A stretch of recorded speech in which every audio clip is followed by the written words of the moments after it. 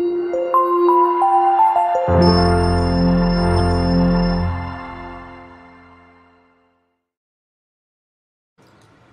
Assalamualaikum, salam sejahtera. Hari ini kita akan, cikgu akan tunjukkan apakah yang anda perlu buat untuk projek Python PT3.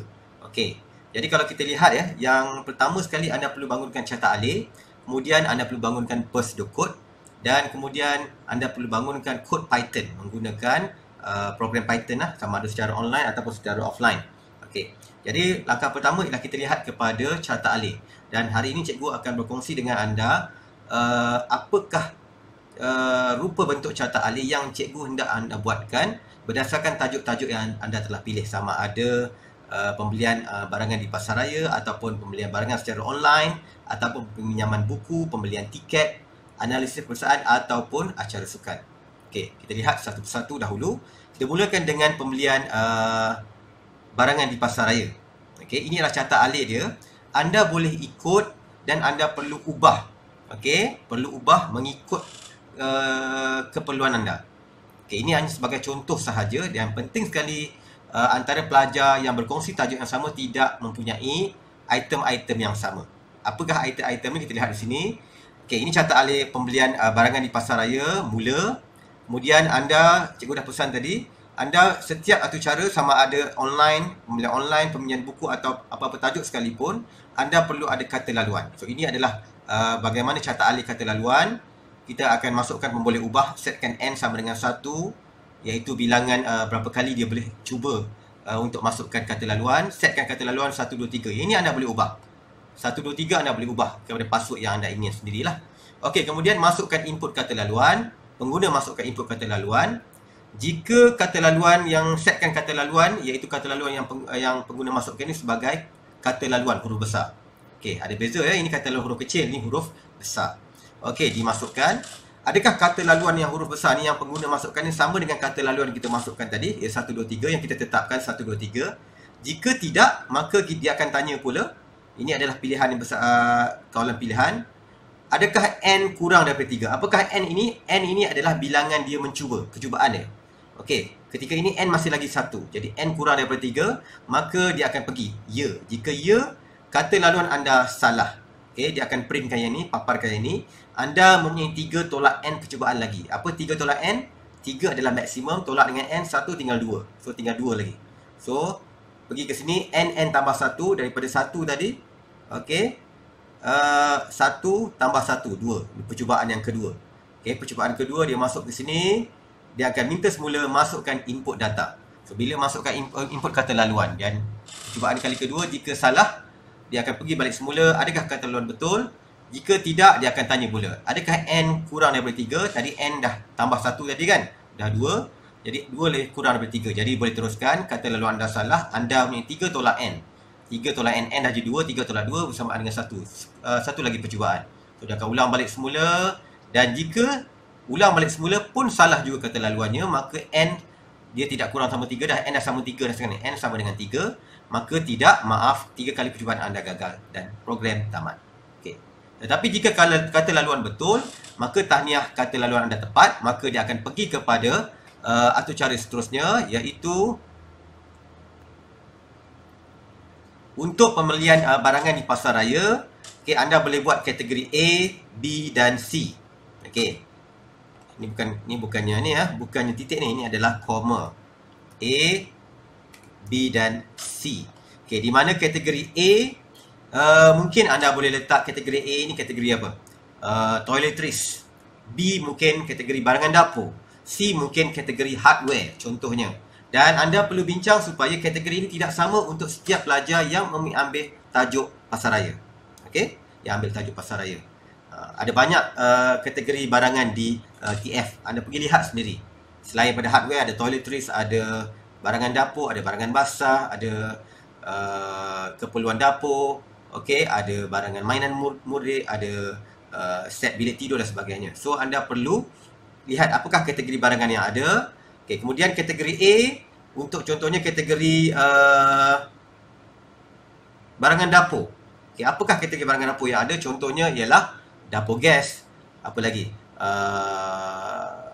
Sudu, apa-apa lagi lah barangan yang boleh dikategorikan sebagai barangan dapur. Okey, kemudian harga kategori A. Okey, kalau cikgu nak tekankan dekat sini simbol square bracket tu, yang ni ya, simbol ni ya. Square bracket ni itu adalah simbol menunjukkan ini adalah jenis senarai. Senarai apa maksudnya? Senarai maksudnya dalam kategori A ni kita namakan dia senarai kategori A, di mana dalam senarai ini ada banyak item. 1, item 2, item 3, item 4 dan item 5.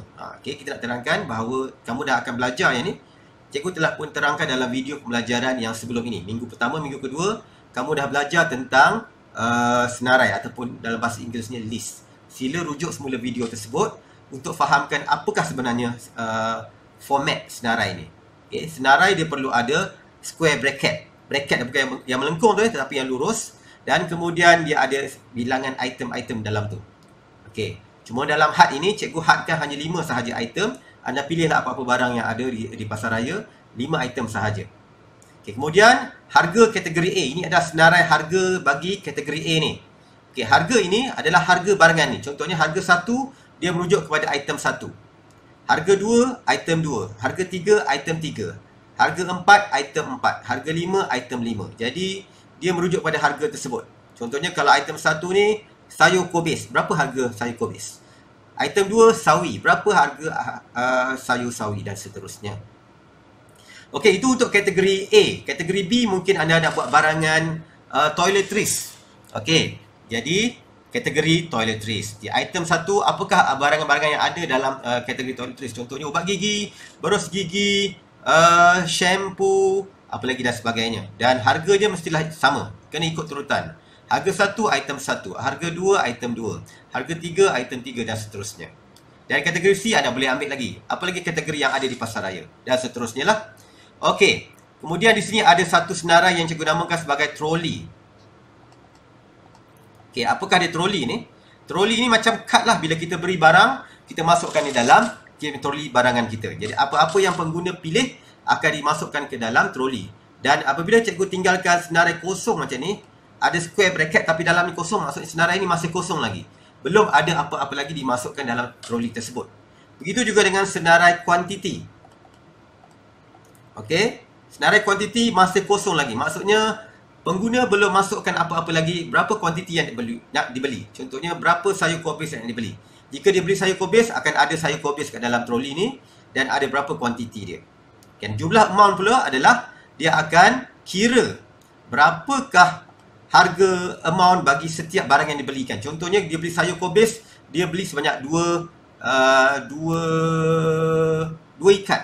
Jadi, sayur kobis katakan harganya RM2, RM2 darab dengan 2, RM4. Jadi dia akan masukkan dalam jumlah amount ni RM4 untuk item 1. Nanti ada item 2, item 3, item 4, item 5 ataupun mungkin lebih. Okey. Jadi itu adalah antara yang anda perlu isytiharkan, pemboleh ubah yang anda perlu isytiharkan terlebih dahulu. Okey, menggunakan kod Python. Bagaimana nak isytiharkan ni anda dah belajar dah dalam struktur kod arahan topik tingkatan 2. Ya, yang lepas ni, bagaimana nak mengisytiharkan sesuatu nilai. Contohnya, kita dah belajar dah sebelum ini. Cuba rujuk balik semula bagaimana mengisytiharkan sesuatu pemboleh ubah. Okey, kemudian kita ada papar senarai kategori dan harga. Apabila kita dah isytiharkan itu, kita nak pengguna tahu apakah yang telah dijual di pasaraya kita, maka kita kena paparkan kategori ni. Kita kena paparkan semua ni. Apa arahan paparkan? Print. Okey, print kategori. Print kategori A. Print harga kategori A, printkan dan paparkan supaya pengguna boleh pilih. Okey. Kemudian pengguna diminta memilih kategori. Okey, sila pilih kategori apa yang dia nak dan item yang dikehendaki. Contohnya pilih kategori A. Kemudian daripada kategori A, okey, sila pilih item apa yang anda inginkan. Okey, contohnya dia nak sayur, pilih sayur. Okey, daripada situ nanti dia akan masukkan item dan kuantiti dalam senarai troli dan senarai kuantiti. So, dia akan masukkan dalam item ni, contoh dia pilih kobis, dia akan masukkan dalam troli ni, kobis. Kuantiti dia akan masukkan 2 ikat, dia akan masukkan dalam kuantiti 2 ikat, 2 contohnya. Okey, dari segi harga akan dimasukkan, akan didarabkan kemudian. Oh, troli, sorry. Bukan masukkan item ya, masukkan harga. Bila dia pilih sayur tu nanti, dia akan cari harga sayur tu berapa. dan dia akan masukkan harga item. Harga item ke dalam senarai troli. Maksud di sini akan ada harga kat sini. Okey. Contoh nanti dia akan masuk kat sini, mungkin harganya ialah RM2. Okey. Dia akan sendiri masukkanlah, kemudian kuantiti berapa? 2. Okey. Jadi sini dia akan masukkan RM4. Ini semua bukan kat sini ya. Kamu ni lurus bendul, bukan di sini. Dia akan masuk dalam kod Python nanti. Anda kena buat kod dia sendiri. Okey, kemudian seterusnya dia akan tanya pula, adakah tambah item, adakah anda ingin menambah lagi barangan lain? Jika ya, dia akan ulang balik semula. Bila ulang balik semula, kita tak tahu berapa kali dia ulang, maka kita menggunakan arahan while. Okey, while, selagi. Okey, dan dia akan ulang balik semula. Jika dia ada beli lebih daripada satu barangan, mungkin 10 barangan contohnya, tak kisah berapa barangan sekalipun, dia akan masukkan, dia akan kira balik semula. Dan kemudian jika tidak, maka dia akan jumlahkan amount darab kuantiti. Okey, iaitu dia akan darabkan harga darabkan dengan kuantiti. Dan kemudian dia akan masukkan jumlah amount ni ke dalam senarai jumlah amount. Dia akan masukkan dekat sini. Okey, contohnya 2 darab ni RM4. Kemudian nanti ada beli barang lain pula berapa ringgit dan jumlahkan amount, dan kemudian dia akan jumlahkan amount tersebut. Berapa jumlah amount yang ada di dalam senarai jumlah amount ini. Okey. Dan kemudian akhir sekali dia akan setkan belian sama dengan jumlah senarai jumlah amount. Okey, belian tu maksudnya jumlah adalah senarai jumlah yang kita beli tadi, dia akan setkan sebagai belian. Kemudian dia akan paparkan item, kuantiti dan jumlah amount yang perlu dibayar. Okey, dia akan paparkan berapa bilangan kobis, apa yang dibeli kobis, berapa kuantiti dia, berapa harga dia, berapa jumlah keseluruhan semua sekali. Itu akan dipaparkan macam resit lah. Okey, dan kemudian dia akan confirm balik semula. Adakah perubahan pembelian? Mungkin lepas dipaparkan tu pengguna, dia nak beli benda lain. Jadi ada perubahan pembelian. Jika ya, apa yang nak dibuat? Sama ada dia nak buang. Contoh dia tak nak beli kobis, nak beli sayur lain, nak buang, ataupun dia nak tambah item baru. Okey, jika buang, pilih item untuk dibuang. Di sini anda akan menggunakan arahan ada dalam Python Advanced, PowerPoint Python Advanced yang cikgu telah share atau kongsikan pautan PowerPoint tersebut. Anda buka, cuba lihat bagaimana untuk buang item dalam satu-satu senarai. Ada satu arahan untuk buang item dalam satu-satu senarai. Okey, kemudian jika dah buang item, adakah dia nak tambah item baru? Jika ya, dia akan pergi ke atas. Okey, dia akan naik ke atas balik semula, papar balik senarai harga kategori, dan dia akan ulang balik semula untuk pengguna tambah item yang baru. Okey. Jika tidak, dia akan pergi balik semula ke sini, mana ni? Dia akan paparkan, dia akan kirakan semula berapakah jumlah yang perlu dibayar. Jika pengguna akhir sekali bersetuju, maka dia akan pergi ke sini, masukkan jumlah wang yang diterima. Pengguna akan masukkan berapakah jumlah wang yang diterima. Contohnya jumlah pembelian RM105, pengguna bagi RM150, jadi jumlah wang terima RM150. Jadi setkan terima sama dengan jumlah wang terima.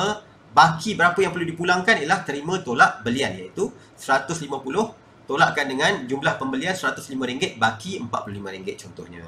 Jadi dalam resit tersebut, anda perlu paparkan item, kuantiti dan jumlah amount, jumlah keseluruhan yang perlu dibayar, wang yang diterima dan papar baki. Macam resit lah.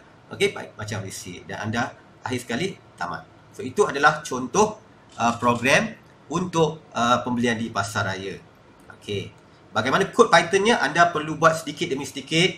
Okey, rujuk PowerPoint yang cikgu berikan, PowerPoint tingkatan 2 dan PowerPoint tingkatan 3. Okey. Anda perlu gabungkan keduanya untuk dapatkan satu kod Python yang anda boleh buat. So, anda boleh bincang bersama rakan-rakan anda bagaimana untuk buat kod Python tersebut. Jangan seorang saja buat, bincang ramai-ramai. Pastikan ada perbezaan antara pelajar 1, pelajar 2, pelajar 3, pelajar 4, pelajar 4, 5 dan pelajar 6. Tidak, jangan ada persamaan dari segi item, kategori. Okey. Okey, itu dari segi pembelian barang di pasar raya. Okey. Jika pembelian barang secara online pula, okey, ada sedikit perbezaan. Okay, di mana kalau kita lihat di sini, mula-mula sekali sama juga, mula. Okay, dan kemudian setkan nama pengguna ASK. Nama pengguna macam username lah, password dia. Kata laluan dia apa, 1, 2, 3, anda boleh ubah dekat sini. Jika anda nak ubah, anda boleh ubah. Okay, masukkan input nama pengguna kata laluan. Setkan nama pengguna dimasukkan. Setkan kata laluan, macam password lah, dan juga username. Okay, yang ini sama seperti yang cikgu terangkan tadi. 3 kali percubaan, jika gagal ketiganya maka percubaan program ini akan tamat. Jika tidak, dia akan teruskan. Jika berjaya, dia akan teruskan. Okey, di sini untuk pembelian secara dalam talian online, okey, cikgu lebih cadangkan anda pilih satu barangan sahaja, tetapi banyak jenama. Contohnya anda beli kasut. Okey, beli kasut. Tetapi jenama kasut ada banyak. Contohnya jenama Nike, jenama Adidas, jenama Puma. Okey. Untuk jenama A, jenama Nike, ada model-model kasut. Okey, anda pergi surf dekat internet, cari model-model kasut yang sebenar yang ada untuk jenama Nike. Apakah jenama-jenama kasut untuk jenama Adidas dan seterusnya. Dan juga harga jenama tersebut anda boleh Google dalam internet ataupun buka Lazada ataupun Shopee. Okey, dapatkan harga-harga model kasut tersebut. Tak banyak. Setiap jenama kita limitkan, hadkan kepada 5 model sahaja. Okey. Okey, harga kategori B, harga ni bukan kategori ni harga jenama A, jenama B, harga jenama ni bukan kategori ni. Harga jenama. Okey. Harga jenama B, harga jenama C, harga jenama C.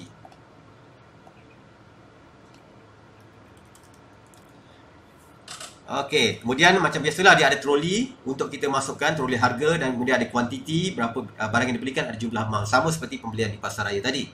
Okey, sebelum cikgu terlupa, bagaimana cikgu buatkan carta alih ini? Jadi semua orang boleh gunakan alamat ini. Okey, https app.diagrams.net. Okey, di situ nanti akan ada aplikasi untuk bina carta alih ni. Mudah sahaja, boleh buat secara dalam talian, tetapi anda kena sign in, buat satu akaun, sign in menggunakan akaun MOE anda dan anda boleh savekan carta alih anda dan anda boleh buka di mana-mana selepas ini.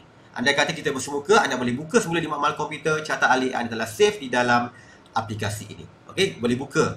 HTTPS, cikgu akan share pautan tersebut dalam Telegram anda. Okey. Okey, seterusnya papar senarai harga, jenama dan harga. Di sini kita akan paparkan semula untuk pengguna pilih jenama apa yang dia nak gunakan, harga dan sebagainya. Okey, jenama A ke B ke C. Dan kemudian pengguna akan pilih jenama dan model. Okey, kemudian dia akan masukkan harga yang dalam senarai troli kuantiti. Okey, harga dia lah. Dan kemudian dia akan tanya pengguna nak beli yang lain ke tidak, tambah item atau tidak. Jika nak beli, dia akan ulang balik semula, gunakan arahan while. Mungkin dia nak beli 3 atau lebih kasut. Okey, dan kemudian jika tidak, dia akan masukkan kira jumlah mal sama item dalam kuantiti. Contohnya kasut Nike model 3, model 1.1.0, dia nak beli 2 unit, 2 buah kasut. Jadi harganya katakan RM50, RM50 darab dengan 2, RM100 contohnya.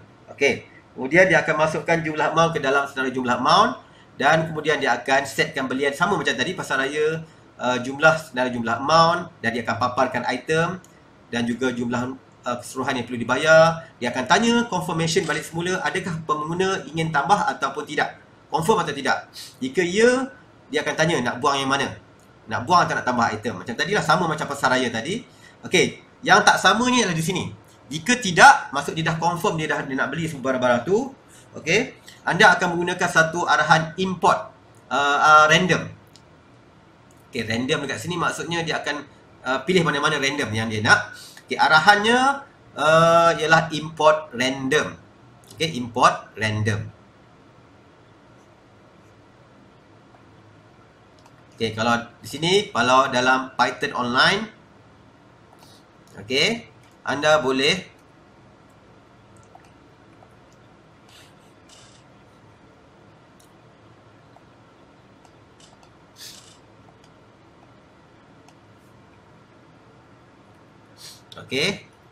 anda type import random.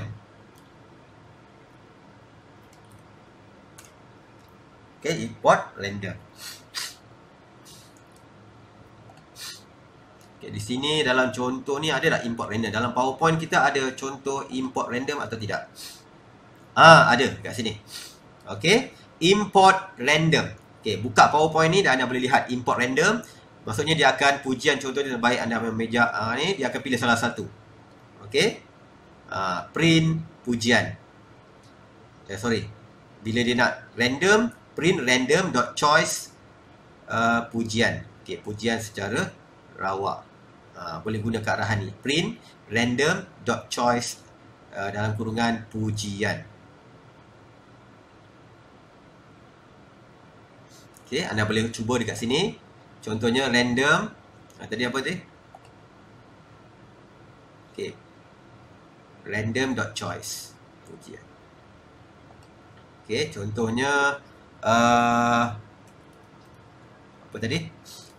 Kos penghantaran, kos shipping cost sama dengan, kita buat satu senarai kat sini. Contohnya sini RM2, koma, mungkin RM3, koma, sebab contohnya kalau kita beli di Shopee dan sebagainya, dia ada kos penghantaran. Okey, jadi kita print dalam kurungan random, arahan dia, okey, dot choice, okey, cost. Okey, cuba kita run. Okey, dia akan pilih 4 random. Okey, cuba kita run lagi sekali. 3 pula. Run lagi sekali. 2. So dia akan pilih secara random. Anda boleh guna kearahan ini untuk buat arahan random ini. Okey. Kemudian jumlah pembayaran sama dengan jumlah keseluruhan tadi, ditambah dengan kos penghantaran yang random tadi, dan masukkan nama dan alamat penghantar. Di sini pengguna akan masukkan nama dan juga alamat, dan akhir sekali dia akan paparkan item, kuantiti, jumlah amount, kos penghantaran, jumlah pembayaran, campur kos penghantaran, dan papar nama dan alamat penghantaran. Ini sama macam bila kita log out lah. Sebelum pembelian, kita kena confirm nama dan juga alamat penghantaran. Okay, itu adalah pembelian secara dalam talian online. Okey, bagi mereka yang menjawab soalan pinjam buku pula.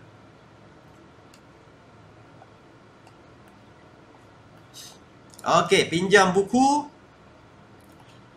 sama seperti cara sebelum ini. Okey, dia ada kata laluan, tak perlu cikgu terangkan.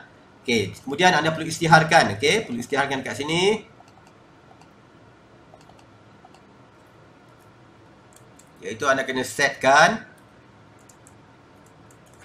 pertama kategori umur. Okey, bila kita pergi ke mana? Perpustakaan ataupun sebagainya, kita ada kategori umur. Mungkin budak sekolah rendah, budak sekolah menengah. Okey, contohnya anda boleh pilih kategori apa yang sesuai. Anda Google apakah kategori peminjam buku yang ada. Okey, kemudian selepas masukkan kategori umur, kita ada genre.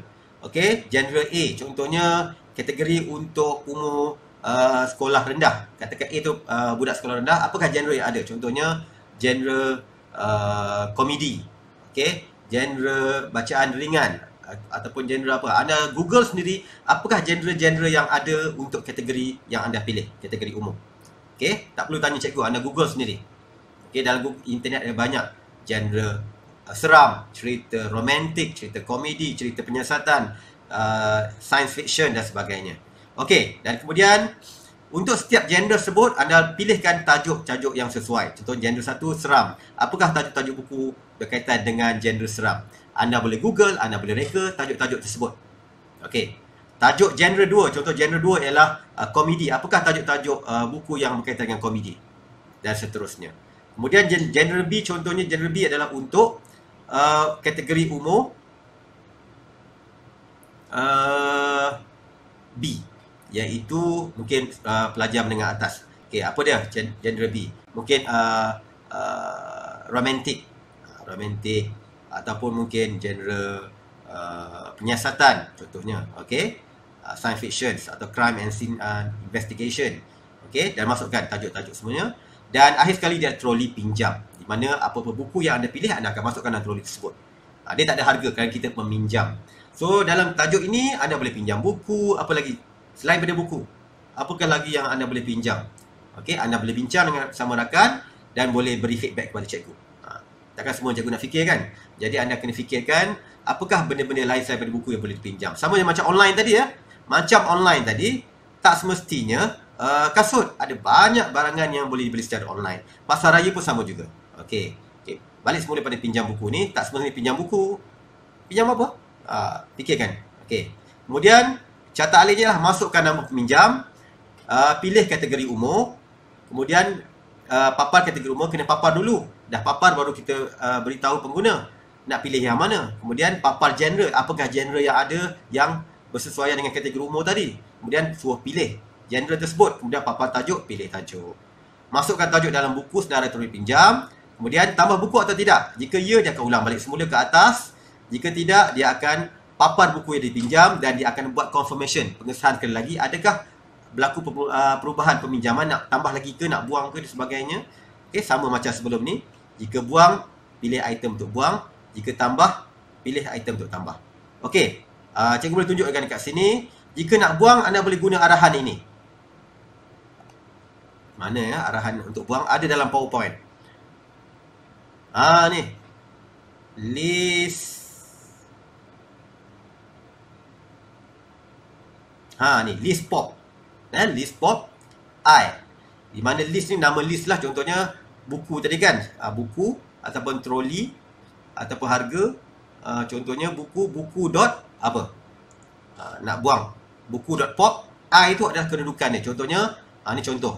Kereta, ini adalah senarai kereta. Proton, Mazda, Honda. Kereta dot pop. Okey, kereta, pop. Dalam kurungan ni kita nak buang I, contoh kita nak buang kosong. Maksudnya di sini dia akan buang proton. Proton indeks dia kosong. Okey. Jadi yang tinggal nanti ialah Mazda dengan Honda saja contoh. Okey. Ini adalah asas untuk buang item. Anda kena explore sendiri dulu lah bagaimana nak buang item tersebut. Okey, kemudian jika semua dah confirm, dah sah, ada perubahan peminjaman, tidak ada dah, dia dah sahkan. Okey, kira tarikh pinjam. Tarikh pinjam dengan tarikh semasa. Tarikh pulang sama dengan 14 hari selepas. Okey, bagaimana nak masukkan arahan tarikh dalam Python? Okey, yang ini cikgu kongsikan bersama anda. Lihat betul-betul video ini dan anda boleh salin. Okey, di sini cikgu ada buat dah satu ni, cikgu dah Google lah.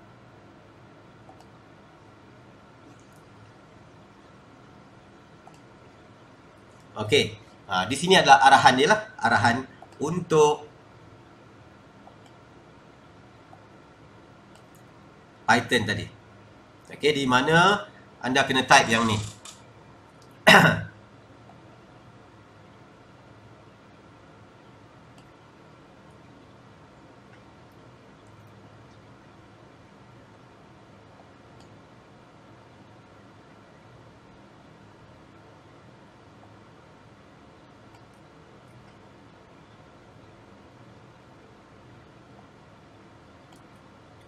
Okey, bila kita run yang ni arahan dia lah. Okey. Dia akan letakkan ni tarikh hari ini 18 hari ini. Ini adalah tarikh 14 hari selepas. Ni tarikh pinjam dan ini adalah tarikh pulang. Okey, daripada situ anda boleh masukkan ini untuk arahan ini untuk dikeluarkan tarikh pinjam dan tarikh pulang. Okey. Fahamkan betul-betul lah yang ni? Tak faham, cikgu besarkan sikit supaya anda nampak. Okey, itu dia. Ini adalah bagaimana kita import arahan date. Tadi kita import random untuk dapatkan kos penghantaran secara random. Ini kita nak dapatkan tarikh pula. Okey, ini tidak ada dalam buku teks, cikgu Google. Anda pun boleh Google sendiri. Okey, ini yang cikgu dapat untuk hasilkan tarikh pulang dan tarikh pinjam.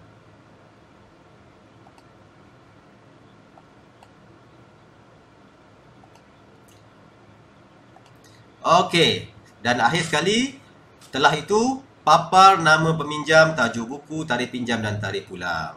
Okey, dan akhirnya tamat. Okey, itu untuk peminjaman buku. Okey, tiket. Siapa yang ada pilih pembelian tiket. Tidak semestinya tiket bas. Boleh tiket pergi ke stadium, boleh tiket tengok panggung wayang, boleh tiket masuk ke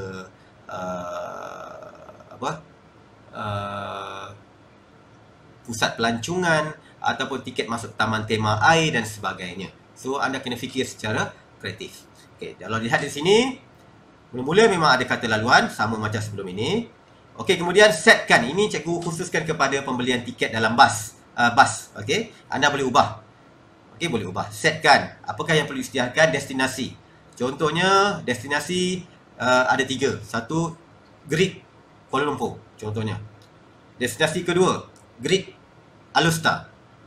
Destinasi ketiga, Greek Ipoh. Contoh. Okey, contoh. Contoh. So, siapa yang tengok video ni, dia boleh buat dululah destinasi tersebut. Orang yang kedua buat, mungkin dia boleh pilih tajuk. Destinasinya boleh tukar kepada tajuk filem. Okey. Filem apa? Filem apa yang terbaru sekarang di panggung wayang, contohnya. Okey, kemudian masa. Okey, masa ni adalah masa A. Masa destinasi Greek ke Kuala Lumpur, contoh tadi. Okey, ada masa 1, masa 2, masa 3, masa 4, masa 5. Contohnya masa pukul 8.30, masa pukul 10.30, masa pukul 1.30, masa pukul 4.30, masa pukul 6.30. Contohnya. Okey. Okey.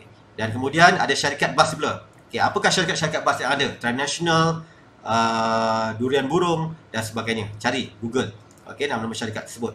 Mungkin boleh sama. Contohnya masa pukul 8.30 dengan masa pukul 1.30, syarikat tradisional yang ada daripada Greek.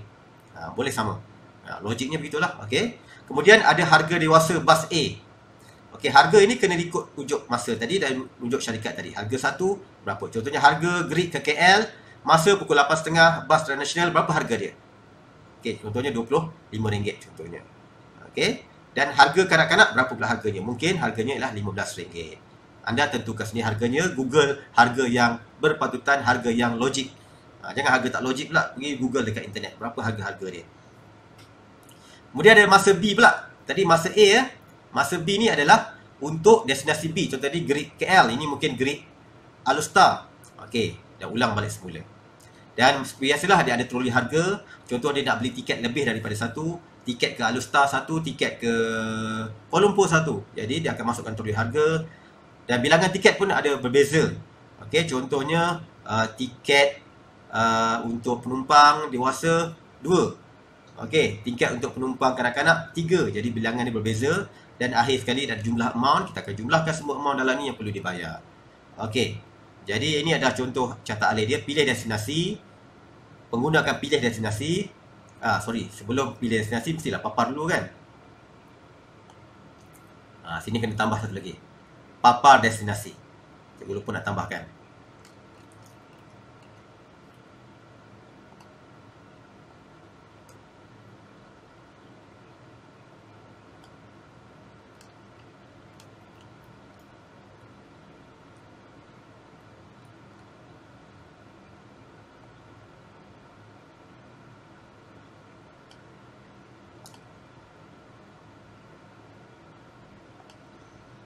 Okey, anda boleh tambah di sini. Anda boleh gunakan apps diagram tadi yang cikgu tunjukkan tadi. Okey, sebelum pengguna pilih, kita boleh paparkan dahulu. Papar destinasi dan masa perjalanan.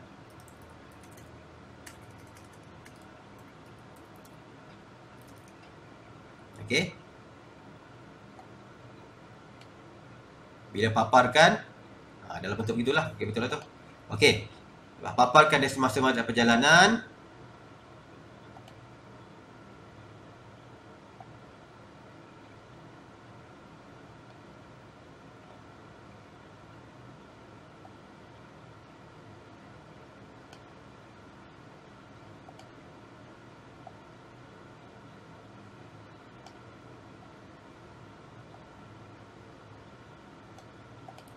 Okey, kemudian dipaparkan.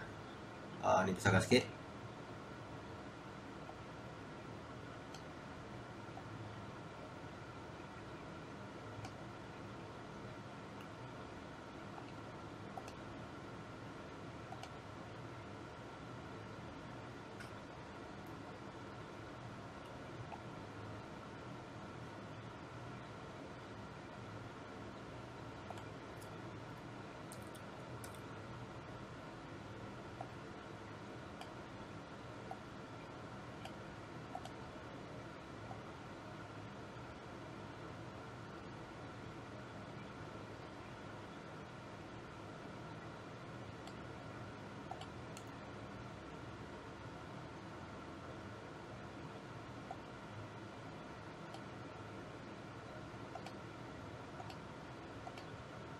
Okey.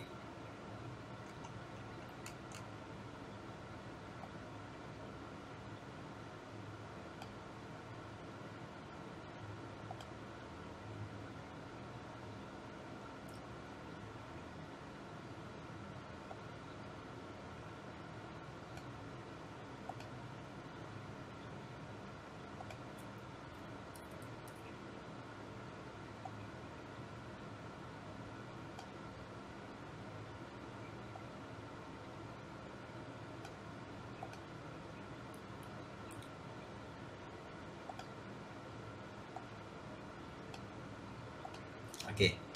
Papar destinasi perjalanan. Kemudian pilih destinasi. Pengguna akan pilih destinasi dia apa. Kemudian dia akan pilih masa dia. Contoh dia nak pergi ke Greek, ke Kuala Lumpur. Dia nak pergi masa perjalanan ni adalah pukul 8.30 malam. Okey. Jadi berdasarkan pilihan tersebut, papar syarikat bas dan harga berdasarkan masa yang dipilih. Okey. Berdasarkan masa yang dipilih, dia akan paparkan contoh dia dah pukul 8.30 malam. Okey. Dia akan paparkan syarikat bas dan harga berdasarkan masa yang dipilih. Pilih syarikat bas, pengguna akan pilih syarikat bas yang mana yang dia nak gunakan. Kemudian dia akan tentukan berapakah bilangan penumpang dewasa dan kanak-kanak. Dan akhir sekali kita program atau cara akan dia akan kira harga tiket dan bilangan tiket akan dimasukkan ke dalam senarai troli harga. Okey, troli harga yang kosong tadi dia akan masukkan dan kemudian senarai bilangan tiket. Dan kemudian dia akan tanya semula nak tambah destinasi lain atau tidak. Jika ya, dia akan ulang balik semula, dia akan naik atas dan ulang balik semula.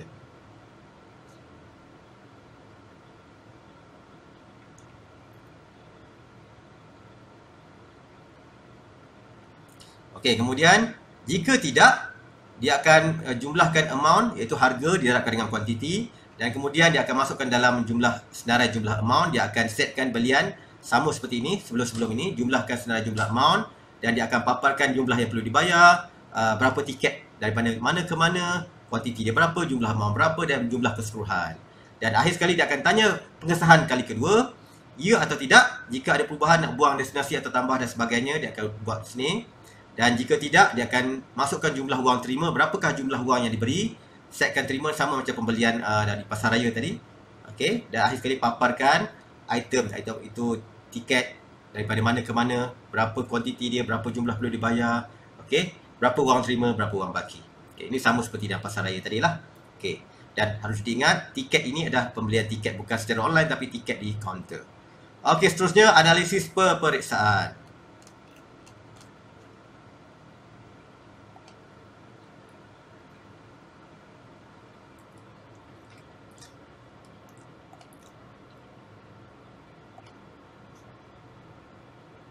Okey, untuk peperiksaan pula,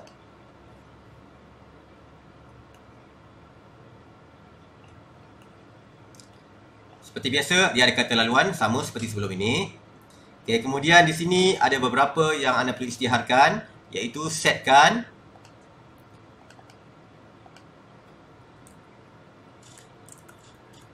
ataupun isytiharkan. Okey, pertamanya senarai mata pelajaran. Okey, di sini anda perlu tetapkan terlebih dahulu mata pelajaran yang ada untuk PT3, BM, BI, Sains, Sejarah, Matematik, Geo, PSB, ASK, PI, Pendidikan Islam, Pendidikan Moral, PJPK. Okey, kemudian senarai nama murid, di mana senarai murid dikosongkan dahulu, senarai kosong, nanti kita akan tambah kemudian. Dan kemudian markah murid 1. Okey, markah murid 1 berapa, markah murid 2 berapa, grade murid 1 berapa, markah murid 2 kosong, semua senarai dah kosongkan dahulu. Okey, dan kemudian grade purata murid pun dikosongkan. Ini semua adalah senarai-senarai yang dikosongkan yang akan dimasukkan kemudian. Okey, kemudian kita teruskan papar senarai murid, di mana kita akan paparkan senarai murid. Jika kosong-kosong lah, dia akan paparkan. Kemudian type nama murid, iaitu pengguna akan masukkan nama murid, contohnya Ali. Masukkan nama murid ke dalam senarai nama murid, dia akan masukkan dalam senarai murid di sini. Contoh Ali, boleh typekan nama Ali, dia akan masuk kat sini, Ali. Okey, kemudian masukkan markah murid mengikut mata pelajaran. Okey, di sini kita akan masukkan markah BM Ali berapa, markah BI berapa, markah sejarah berapa, sains berapa, matematik dan seterusnya. Okey. Kemudian masukkan markah ke dalam senarai markah murid. Markah tersebut akan dimasukkan ke dalam, kalau tadi murid yang pertama, dia akan masuk ke dalam markah murid 1. Okey, markah murid 1. Okey, kemudian kira nilai grade markah murid. Jika markah lebih daripada 85, grade-nya 1. Jika lebih daripada 69, grade-nya 2 dan seterusnya. Okey, akhir sekali markahnya lebih daripada 0, grade-nya 6. Okey, ini anda menggunakan arahan if else. Okey. Dan di situ nanti anda akan dapat nilai dia berapa. Masukkan nilai grade ke dalam senarai grade murid. Dia akan masukkan dalam senarai grade murid 1 dekat sini. Okey, senarai grade murid 1.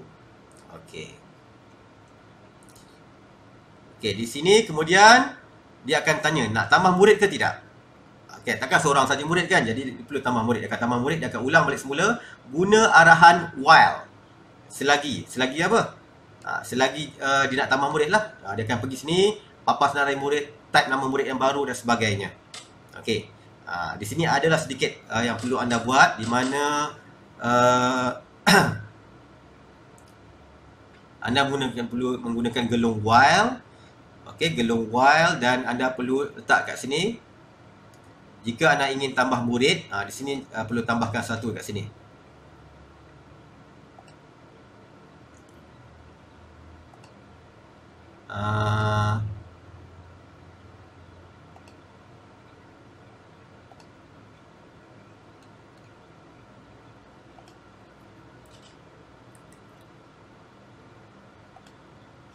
Kerana murid ini kita hadkan kepada 10 orang sahaja. Hadkan kepada 10 orang sahaja. Okey. Tak boleh lebih. Dia tak sama macam sebelum-sebelum ni. Mana dia tadi?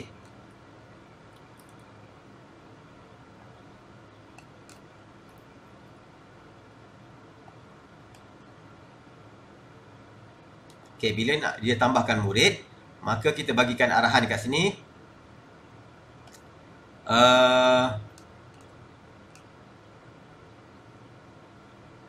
Okey, di sini kita ada tambah satu lagi arahan ni, nilai pemboleh ubahnya, iaitu index underscore murid. Indeks murid ni kita nak tahu kedudukan murid nombor berapa. Okey, jika indeks murid sama dengan kosong. Okey, mula-mula sekali indeks murid sama dengan kosong. Okey, indeks murid sama dengan kosong. Jadi apabila dia tambah murid, maka indeks murid di sini index underscore murid, okey, sama dengan index underscore murid tambah 1.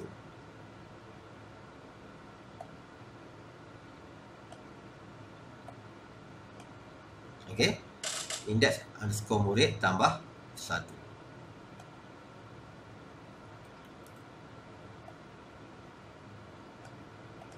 Okey, maksudnya di sini tadi indeks murid sama dengan kosong. Kita dah setkan indeks murid sama dengan kosong. Maka apabila huruf kecil lah I. Kena hati-hati ya. Kalau huruf besar, kalau huruf kecil, huruf kecil. Indeks murid sama dengan kosong, maka dia akan pergi kepada indeks murid yang pertama lah, murid 1.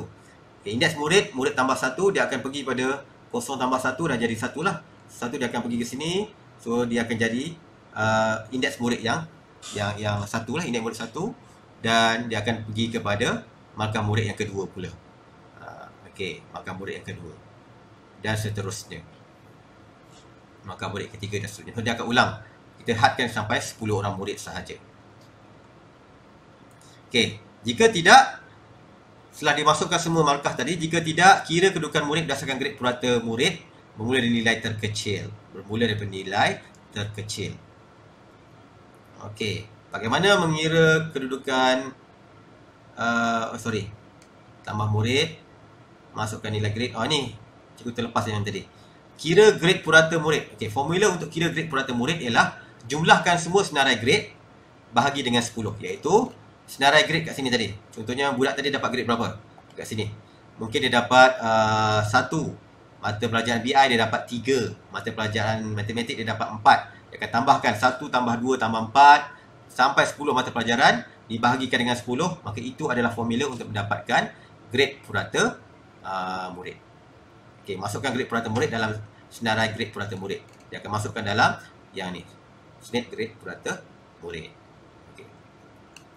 Okey, di sini kira kedudukan murid berdasarkan grade purata murid bermula dari nilai terkecil. Okey, yang ni cikgu tahu cara dia bagaimana, iaitu kita cara ranking ni lah, kedudukan murid ni. Siapa nombor 1, siapa nombor 2 dan sebagainya. Grade purata yang terkecil adalah nombor 1. Ya, grade purata terkecil adalah nombor 1. Grade purata yang terbesar adalah nombor yang ujung sekali. Kedudukan yang terakhir sekali, di bawah sekali. Jadi yang ni cikgu akan bincang secara personal dengan member pelajar-pelajar atau murid yang buat soalan ini. Okey, kita akan buat Google Meet untuk murid-murid yang buat soalan ini sahaja. Okey, dia ada special sikit, mengira kedudukan. Dan akhir sekali papar bilangan mata pelajaran, bilangan murid, papar nama murid serta markah mengikut kedudukan. Okey, dan akhir sekali tamat. Okey. Dan akhir sekali ialah sukan. Bagi mereka yang menjawab sukan, seperti biasalah, mula-mula sekali kata laluan. Okay, kata laluan perlu ada. Dan kemudian kita kena setkan apakah nama-nama acara yang ada di dalam acara sukan yang kita nakkan. Okay, contohnya dekat sini, nama acara yang cikgu pilih 100 meter, 200 meter, 400 meter. Ada banyak acara lagi yang lain. Kemudian masuk nama peserta, set senarai nama peserta kita kosongkan dahulu. Rumah sukan merah, biru, kuning, hijau, itu kita tetapkan. Maka rumah sukan kita buat senarai kosong. Rumah sukan peserta kita buat senarai kosong. Masa peserta kita kosongkan senarai kosong. Nama penang juga senarai kosong. Kedudukan kita tetapkan 1, 2, 3, 4, 5, 6, 7, 8. Markah mengikut kedudukan. Contohnya nombor yang dapat nombor 1 markah dia 5. Dapat nombor 2 markah dia 4. 3 markah dia 3. Nombor 4 markah dia 2. Nombor 5 dapat 1. 6, 7, 8 tak dapat markah kosong. Markah untuk rumah sukan. Okey, seterusnya pilih acara. Okey, pilih acara apa yang anda ingin pengguna masukkan. Masukkan nama peserta untuk acara tersebut. Nama peserta dimasukkan ke dalam senarai nama peserta. Contohnya Ali. So Ali akan dimasukkan ke dalam nama peserta ni, senarai kosong tadi. Dah ada Ali. Okay, kemudian masukkan rumah sukan peserta. Contoh rumah merah. Dia akan masukkan rumah sukan peserta kat sini, merah. Rumah sukan peserta dimasukkan ke dalam tadi. Masukkan nama masa peserta. Ini masa, contoh acara 1 meter berapa masa dia? Contohnya 10.9 saat. Okey, dia akan masukkan dalam masa peserta sini. Masa mana dia ni? Masa peserta 10.9 saat. Dalam saat dalam saat. Semua masa dalam saat. Okey, kemudian tambah peserta. Ada kan nak tambah peserta? Mestilah tambah kan. Takkan seorang saja tambah, dia ulang-ulang balik semula guna arahan while. Okey, masukkan nama peserta ataupun boleh guna arahan for. Sebab apa? Kita cuma ada 8 peserta sahaja. 8 peserta sahaja sebab ada 8 lane. Ada 8 laluan di padang tu. Boleh juga guna arahan for ataupun while. Okey, kemudian diulang balik semula. Okey, jika dah habis semua 8 peserta dah dimasukkan. Jika tidak, kira kedudukan peserta. Bagaimana mengira kedudukan peserta? Berdasarkan masa tadi. Contohnya 10.9, yang tadi dapat 11.8, yang peserta ketiga dapat 11.5. Jadi siapa nombor 1? Yang masa yang paling rendah adalah nombor 1.